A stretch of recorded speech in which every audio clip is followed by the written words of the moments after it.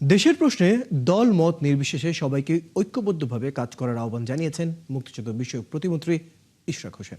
রাতে কেন্দ্রীয় শহীদ মিনারে জুলাই স্মৃতি সংরক্ষণ পরিষদ আয়োজিত জুলাই স্মৃতিকথা অনুষ্ঠানে তিনি এই আহ্বান জানান।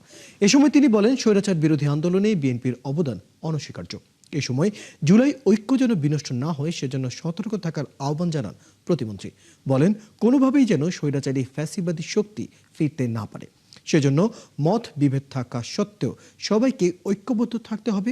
এ সময় বক্তারা আরও বলেন, জুলাই আন্দোলন কোনো বিশেষ দলের কৃতিত্ব নয়, সব শ্রেণী পেশার মানুষের স্বতঃস্ফূর্ত অংশগ্রহণে ফ্যাসিবাদী আওয়ামী সরকারের পতন ঘটে।